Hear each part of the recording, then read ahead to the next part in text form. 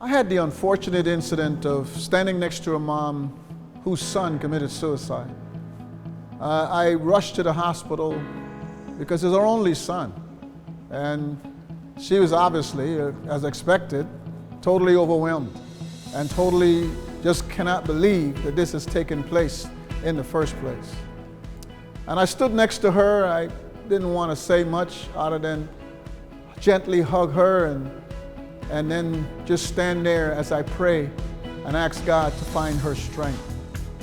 I had the opportunity to spend time getting her back to her house because she rushed so fast to the hospital that she left her car and everything.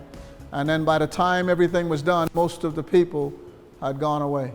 So I told her, no worries, I'll get you to the house. And in taking her home, and with her crying and sobbing, it was no verse for it. It's just prayer.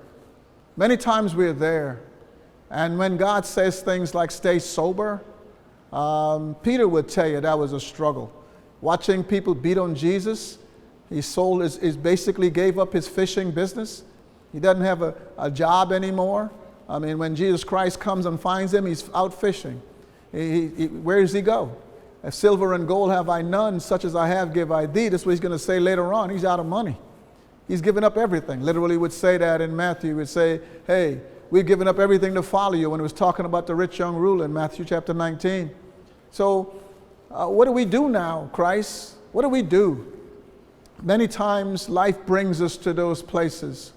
Well, we must remember that there are many biblical models that can guide us through those times. So when those times come, don't close the Bible.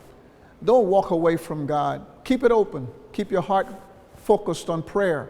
And find that biblical model that will teach you what it's like, and hope that God will bless you with. So that when you come to those times, you become a witness and strength to others who now, a couple that went through that, God has blessed them to have 2 more kids. And my mom lost 2 kids. And if she didn't, I wouldn't be here today. So we don't know the path that God have you on. So in the midst of those kinds of heartful, painful situations, keep trusting him, praying, find those with the spiritual gift of comfort, and stay in his word, and just take it one day at a time, not 5, just one day. And God will bless you in the long run. I am a witness.